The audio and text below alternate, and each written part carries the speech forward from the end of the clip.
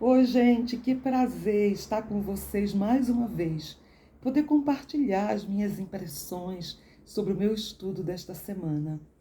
E eu vou te contar como o meu coração se encheu de gratidão, porque eu sei que Deus cumpre suas promessas.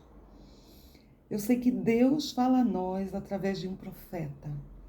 E essa é uma demonstração de amor imensa. Quanta coisa eu aprendi nessa lição.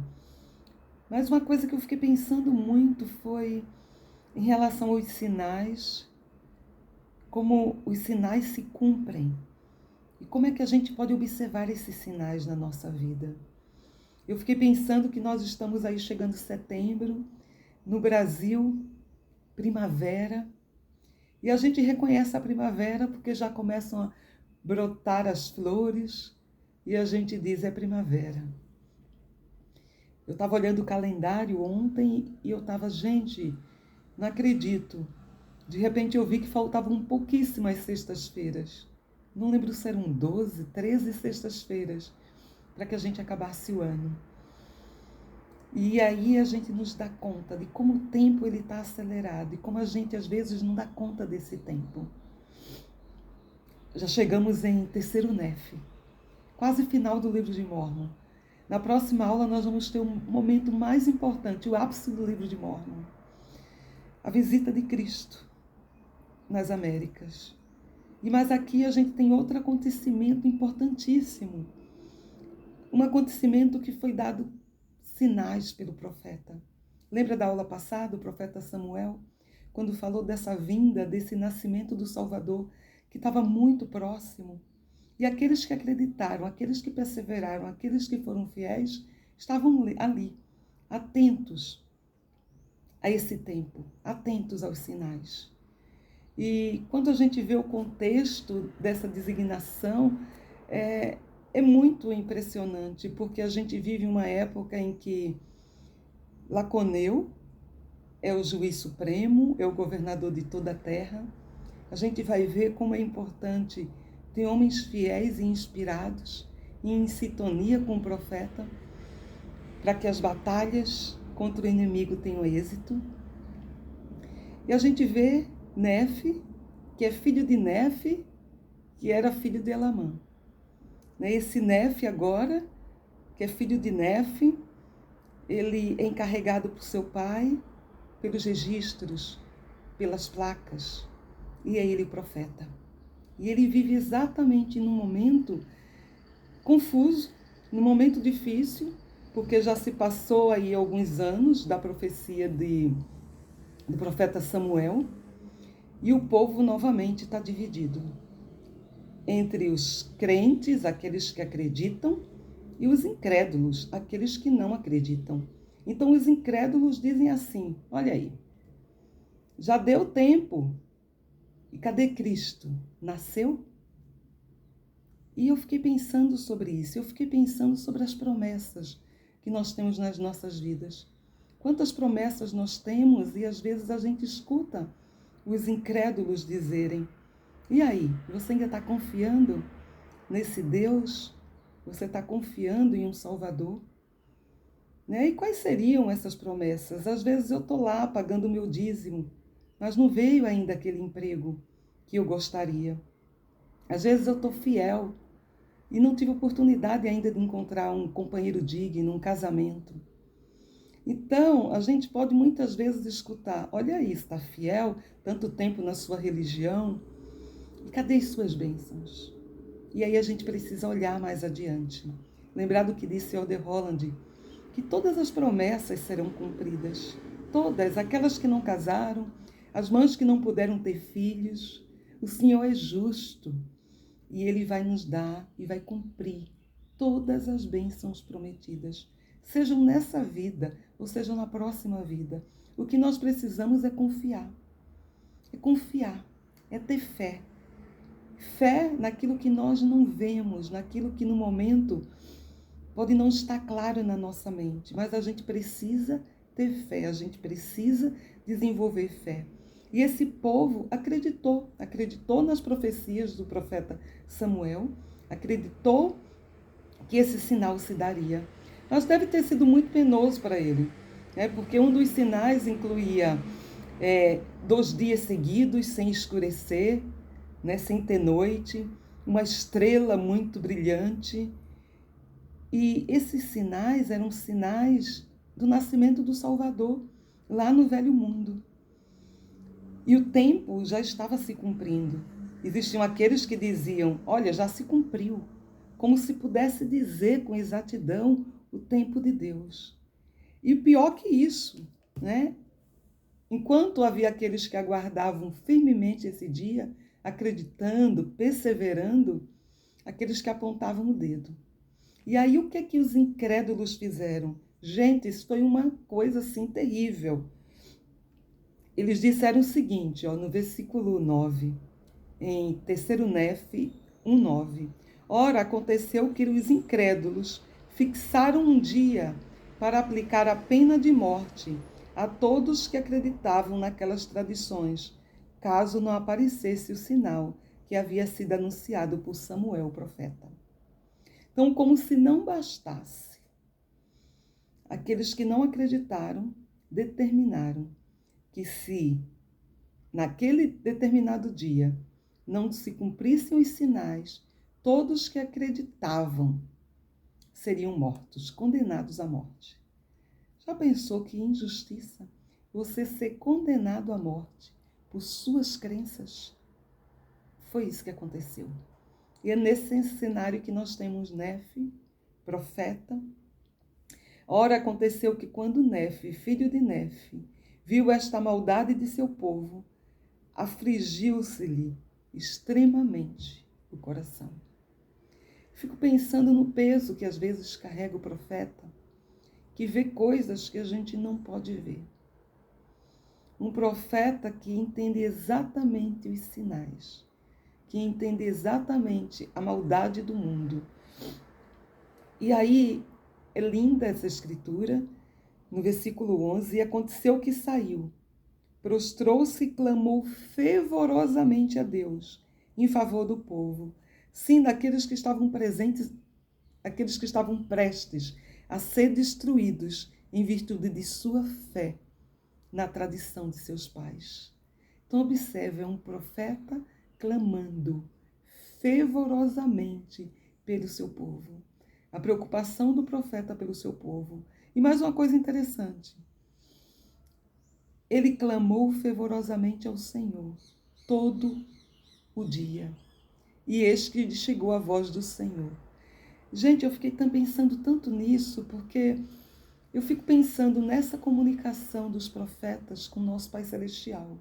Vocês lembram de Joseph, o fervor da sua oração, lá na primeira visão. A gente vê Enos, que orou todo o dia. A gente vê os profetas, Moisés, que ia lá no monte orar fervorosamente. E a gente vê aqui Nefe, orando pelo seu povo todo o dia. Eu pensei muito essa semana sobre a qualidade das minhas orações. Como às vezes a gente quer coisas, a gente deseja coisas, e a gente não está disposto a orar 10 minutos, meia hora. É aquela oração rapidinha, que a gente não abre o coração e não conversa com Deus. O céu está disponível, o céu é acessível. Todos que o buscam podem ter suas respostas. O que acontece? Às vezes a gente não usa essa ferramenta poderosa que temos da maneira correta. Às vezes a gente diz, não, eu tenho fé, mas a gente não clama com fé. Ou a gente não paga o preço, a gente tem 24 horas no dia e a gente acaba destinando dessas 24 horas 1, 2 minutos, 5 minutos para o Senhor. E eu fiquei pensando, se eu quero as coisas resultem na minha vida, se eu quero proteção, né, se eu quero paz, se eu quero mais fé, preciso desenvolver isso. E uma das maneiras é através da oração. Falando com meu Pai Celestial, é abrindo o coração para Ele. É tendo uma conversa, aquela conversa que você tem de pai e filho. Aquela conversa sincera, como se fosse aquele seu amigo, que precisa ouvir. Eu fiquei pensando o seguinte, ele poderia ter respondido para o profeta, que era um homem de fé, que era um homem justo, e por isso ele estava nessa posição de profeta, um homem escolhido, chamado. Na primeira meia hora. Não podia? Podia. Mas por que ele demorou um dia inteiro? Porque ele queria que o profeta continuasse exercitando a sua fé. Vai ser diferente conosco, gente, se um profeta passou um dia inteiro e a gente clama tão pouco? Isso quando não esquecemos. Que a gente possa realmente lembrar disso, porque foi quando ele clamou um dia inteiro, fervorosamente, um dia inteiro. E eu diria que a gente nem precisa passar o dia inteiro, mas é a qualidade das nossas orações que a gente precisa melhorar. A voz do Senhor veio a ele. E a voz do Senhor foi maravilhosa, porque disse assim para ele: levanta a cabeça, tem bom ânimo. Já pensou que maravilhoso escutar isso do Senhor? Seja qual for a dificuldade, seja qual for o motivo do seu clamor, ouvir do Senhor, levanta a cabeça, tem bom ânimo. Pois eis que é chegada a hora, e esta noite será dado o sinal, e amanhã virei ao mundo, para mostrar ao mundo que cumprirei tudo aquilo que fiz com que fosse dito pela boca de seus santos profetas. Me tocou tanto ler essa passagem. Tem bom ânimo, levanta a cabeça. Amanhã eu virei o mundo e vai se cumprir tudo que foi dito pela boca dos profetas. Eu fiquei pensando que muitas das nossas orações são respondidas através do profeta. Imagine o povo condenado à pena de morte. Quantas pessoas estavam orando para não ter a sua vida injustamente ceifada? Eu fico pensando no desespero daquelas pessoas que de repente podiam olhar seu marido, seu filho e dizer: mas eu não quero morrer agora. Eu quero continuar ainda, eu tenho coisas a fazer. Mas, quando Cristo nasceu, Ele salvou essas pessoas. Ele liberou essas pessoas da pena de morte. Ele já começou salvando. E eu fico pensando, as pessoas orando nas suas casas, e um profeta orando. E a resposta veio através do profeta. Então, quando o presidente Nelson ora, ele recebe revelações de Deus. E muitas vezes nós estamos orando por essas mesmas coisas, mas ele é o profeta de Deus e vai transmitir a vontade de Deus ao mundo. Nós vamos ter logo uma conferência geral. É a oportunidade de saber o que Deus tem falado para esse profeta, que pode ser a resposta da minha e da sua oração. E eu fico pensando também na alegria, no alívio que deve ter sentido o profeta. E ele diz, que ele veio ao mundo, Cristo diz, para fazer a vontade do Pai. Ele vem ao mundo para que se cumpram as coisas que foram estabelecidas desde a fundação do mundo. E ele diz: eis que é chegada a hora, e esta noite será dado o sinal. E, gente, quando chegou o pôr do sol, não houve escuridão. E eu fico pensando, aquele era o dia que as pessoas estavam determinadas para morrer. O sinal precisava ser dado naquele dia, mas as pessoas precisavam exercer fé. E naquele dia, no pôr do sol, não houve noite. E aí a gente vê que foram 2 dias seguidos, a gente vê que teve estrela, que teve maravilhas no céu, e aqueles que não acreditaram caíam por terra assombrados. E as pessoas viram os sinais. Mas o mais impressionante é que em todos os sinais se cumpriram, um por um. Ainda assim, teve aqueles que não acreditaram. E aí eu fiquei pensando, porque olha só,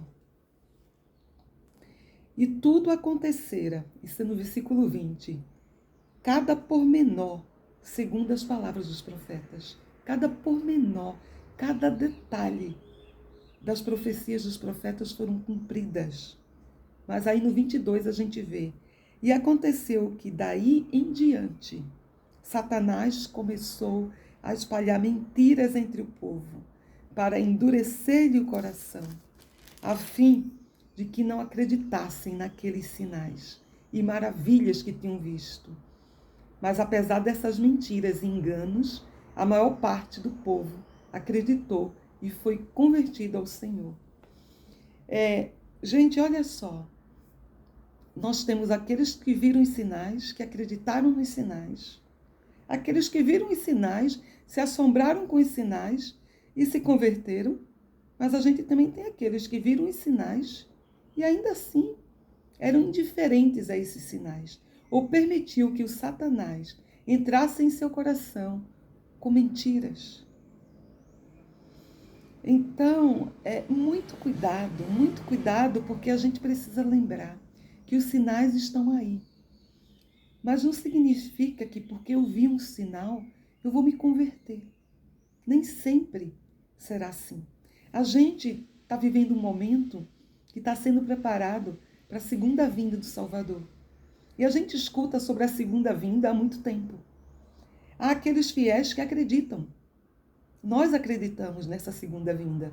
E acreditamos que estamos às portas dessa segunda vinda. Mas há aqueles que estão vendo sinais e ainda assim não acreditam. E a gente vê muitos desses sinais, como guerras, rumores de guerras, terremotos. E a gente vê a mudança climática, o mundo pegando fogo. A gente viu doença como o coronavírus e outros vírus inundando a terra. A gente vê tudo isso. E o mundo amadurecendo em pecado. Leis contrárias ao Evangelho, a doutrina de Cristo sendo instituída. A gente vê o Satanás se apoderando do coração das pessoas, a maldade do mundo, os ladrões de hoje, os ladrões de Gandianton. Como a gente vê o mundo amadurecer em iniquidade. Por outro lado, a gente que é membro da igreja, a gente nunca viu um crescimento tão grande da obra missionária. A igreja expandindo fronteiras, através da internet, o evangelho sendo pregado em diferentes partes e as partes mais longes e que antes a gente imaginava que não seria possível, o evangelho chegando. A gente vê o presidente Nelson constantemente falando de coligação de Israel, falando de templos. Os templos é um sinal da segunda vinda. Vamos precisar dos templos no milênio. E a gente vê esses anúncios sendo acelerados. Eu tive recentemente uma reunião do Departamento de Comunicação da igreja.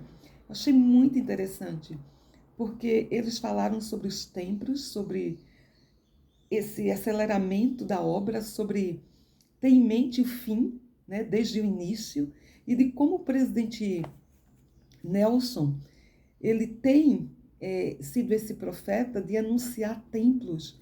E eles fizeram uma linha do tempo sobre os templos no Brasil, né? Por exemplo, para a gente ter uma ideia dos últimos. Em 2012, foi a dedicação do Templo de Manaus. Aí passaram alguns anos, 2019, Fortaleza. Mas depois de 2019, foram anunciados 17 templos só no Brasil. E eu fico pensando, gente, quando eu entrei na igreja, nós só tínhamos o Templo de São Paulo, que tinha pouco tempo de funcionamento, que tinha menos de 2 anos de funcionamento na época. E nós tínhamos que vir de Recife para São Paulo, numa época que nem tinha caravana. E hoje a gente tem um templo em Recife, que bênção! E não só isso, nós temos, o presidente Nelson, ele anunciou 168 templos em 6 anos. Ele anunciou 48% da quantidade total de templos, que quando todos terminarem serão 350 casas erguidas ao Senhor. Vocês podem imaginar esse aceleramento dessa obra. Já pararam para pensar por que tantos templos? Vamos precisar desses lugares de refúgio. Vamos precisar porque a maldade vai aumentar muito no mundo. E vamos precisar acelerar essa obra. Vamos precisar desses templos no milênio. Porque a salvação é dos 2 lados do véu. Gente, os sinais estão aí. Será que todos estão vendo os sinais? Será que a gente vai ao templo como deveria? Será que a gente escuta o que o profeta está dizendo? Que a nossa vida será abençoada, que nós seremos protegidos se frequentarmos essa casa. Sou tão grata por esses ensinamentos. A gente vê que, paralelo à obra do Senhor, a esses sinais, o nascimento de um Salvador tão esperado e anunciado por tantos profetas, a gente vê aqui no versículo 27.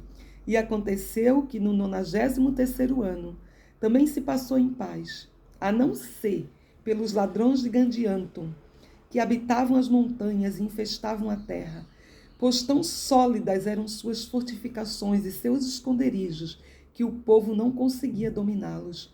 Por conseguinte, cometeram muitos assassinatos, provocaram grande mortandade entre o povo. E muitos dissidentes nefitas, muitos daqueles que se afastaram do evangelho, que viram esses mesmos sinais, gente, olha só, e começaram a aumentar consideravelmente, porque muitos dissidentes nefitas se refugiaram entre eles, o que causou grande tristeza aos nefitas que permaneceram na terra. E houve também muita tristeza entre os lamanitas, pois muitos dos seus filhos, à medida que cresciam, ficavam mais velhos e começavam a agir por conta própria, sendo levados pelas palavras aduladoras, mentirosas. Olha só, por um lado a gente tem os nefitas fiéis, e entre esses nefitas fiéis, os dissidentes, aqueles que se afastam, que se apostatam e vão para o outro lado, e que agora está entre o bando de ladrões. Por outro lado, a gente tem os lamanitas, que a gente viu que teve esse processo de conversão. Seus filhos cresceram e agora seus filhos já começam a não acreditar. Gente, essa época é muito parecida com a nossa. O livro de Mórmon foi escrito para os nossos dias. A gente vê o mal instalado, a gente vê os ladrões, a gente vê a maldade do mundo, a gente vê aqueles apóstatas saindo da igreja, aqueles que noutrora já estiveram entre nós, firmes, pregando o evangelho, prestando testemunho. Agora eles estão lá, fazendo, o trabalho contrário. A gente vê muitos dos filhos daqueles membros fiéis da igreja, que são líderes, se afastarem do evangelho, já não acreditarem. Não tem nenhuma diferença, é a nossa época. É a nossa época, né? Uma geração que começa a decair em incredulidade. E à medida, gente, que aumenta essa iniquidade, essa incredulidade, eu achei muito interessante aqui no capítulo 2, no versículo 1. E aconteceu assim, que se passou também, o 95º ano, e começaram a esquecer os sinais e as maravilhas que haviam ouvido falar. Admiravam-se cada vez menos com qualquer sinal ou maravilha dos céus, de modo que começaram a ficar duros de coração, cegos de entendimento, e começaram a duvidar de tudo quanto haviam ouvido e visto. E eu fiquei pensando nisso, eles começaram a esquecer os sinais. Gente, é fácil esquecer, é muito fácil esquecer. É da natureza humana, a gente esquece fácil. É por isso que a gente tem profetas, para nos lembrar, para nos recordar. É por isso que a gente precisa lembrar. Diariamente a gente precisa lembrar das nossas bênçãos, da nossa conversão, dos milagres na nossa vida. A gente precisa ter experiências espirituais com muita frequência.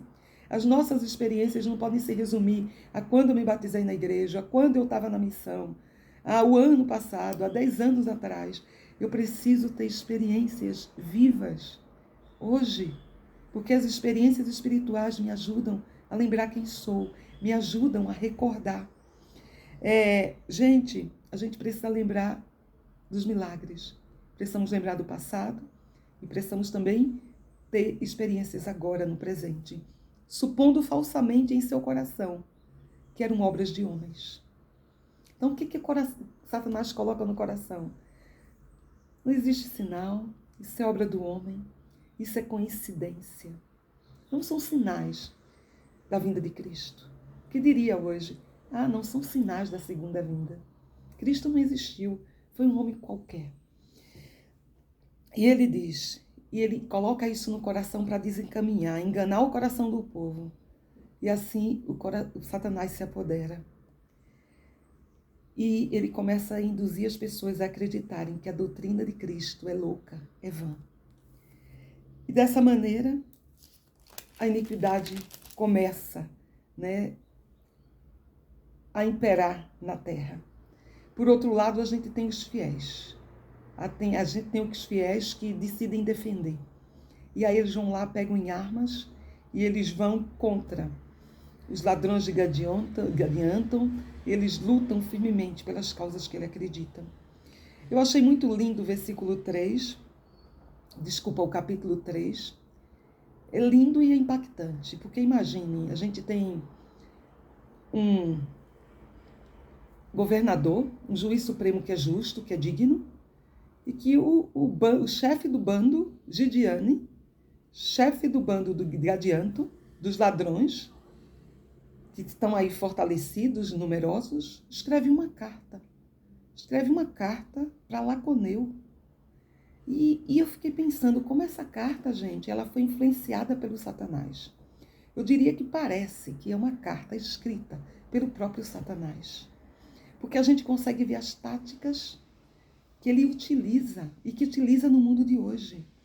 Primeiro, ele começa com todo lisonjear, o elogio, né, falso, exagerado. Laconeu, nobilíssimo e supremo governador da terra, eis que escrevo esta epístola elogiando-te amplamente por tua firmeza e pela firmeza do teu povo, em manter o que julgais ser vosso direito e liberdade. A gente tem ladrões questionando um homem justo e dizendo o que julgais, o que você acha ser vosso direito e liberdade.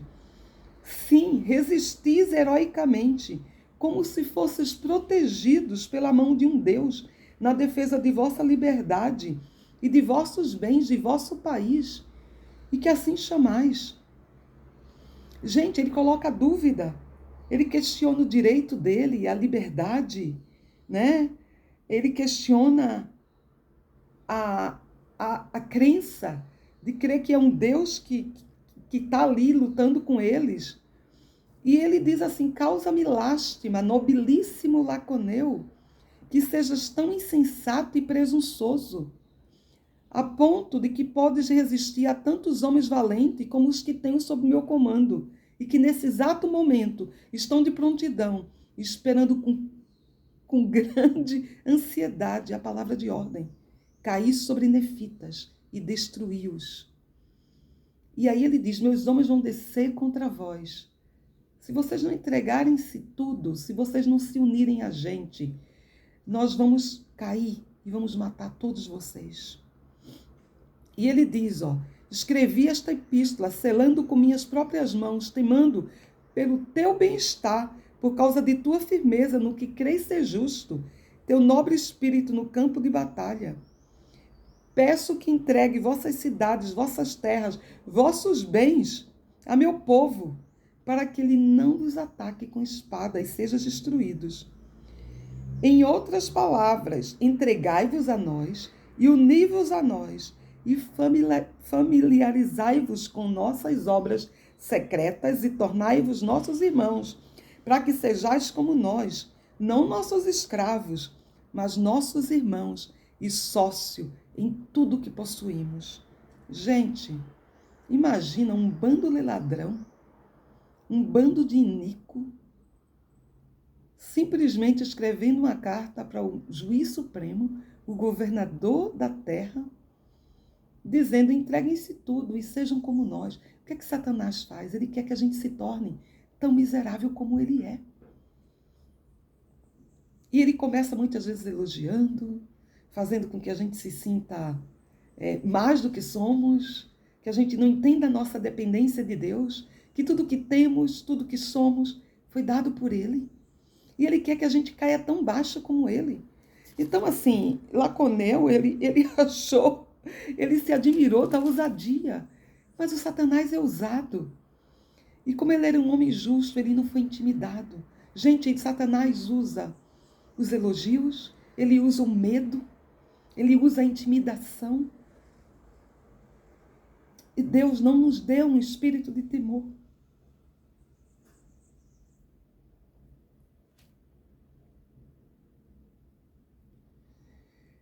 E eu fiquei pensando tanto nesses capítulos. Tanto porque nós precisamos ter fé. Nós precisamos ter coragem. Precisamos ter coragem. Precisamos ter fé em um Salvador do mundo que tudo pode. Mesmo que a maldade do mundo tenha aumentado. E Laconeu, ele vai lá, faz as suas estratégias e ele consegue proteger o seu povo. Ele fiz uma listinha aqui de coisas que Laconeu fez. Ele era um homem justo. Ele não foi intimidado pelo medo. E ele fez com que o povo clamasse ao Senhor pedindo forças. Então, em épocas difíceis, nós podemos clamar ao Senhor. E eu testifico que Deus ouve as nossas orações. E depois, ele fez com que o povo se reunisse, com que o povo se juntasse para defender, para que se defendesse. Então, a gente pode pensar como a união pode nos ajudar a nos defender das táticas de Satanás. A gente pode se unir como família, a gente pode se unir nas nossas aulas, a gente pode se unir para enfrentar a oposição. Ele fez construir fortificações, ele colocou vigias ao redor, então a gente pode se proteger, a gente pode se fortalecer. E ele também seguia um profeta. A gente é abençoado quando a gente segue líderes inspirados, e as pessoas seguiram também a Laconeu, que era esse líder inspirado também. A gente também pode se arrepender dos nossos pecados, porque, gente, quando eles veem, né, esses ladrões de Gandianto, a aparência selvagem, todos cobertos de sangue, esse povo clama a Deus. Ele clama pela força do Senhor. E o Senhor aconselha que eles deveriam revesti-los, né, de toda a armadura de Deus. E a gente também pode se revestir.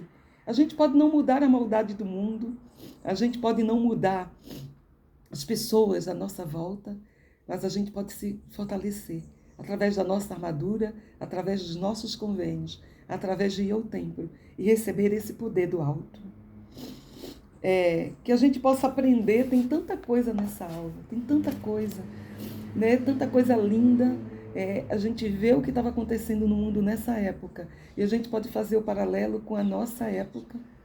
O mundo de hoje, ele não está diferente, ele está muito semelhante. Os sinais da vinda de Cristo estão aí. Nós também temos um profeta, nós também temos dissidentes, nós também temos ladrões intimidadores, mas precisamos seguir com fé. O Senhor não nos deu um espírito de temor. O temor vem do Satanás. O medo vem do Satanás. Que possamos reconhecer as suas táticas quando as provações da vida chegarem à nossa porta. Eu sei que Deus vive. E Cristo, naquela ocasião, ele já começou salvando. Salvando aqueles que acreditaram no seu nascimento. E eu não sei como será no final, quando Cristo estiver vindo, se ele também vai precisar nos salvar. Talvez o mundo esteja tão difícil que aqueles que professarem a Cristo estarão numa situação difícil. Lembrem-se, nós temos uma programação do profeta falando sobre o Cristo vivo. E se temos, é porque vamos precisar lembrar dessa proclamação. Que possamos olhar para o profeta, sabendo que através dele nossas orações são respondidas. Gente, boa semana. Muito obrigada por assistir esse vídeo, por estar comigo, por seus comentários. Eu leio um por um. Compartilhem com aqueles que vocês acham que precisam ouvir essa mensagem. E até a semana que vem.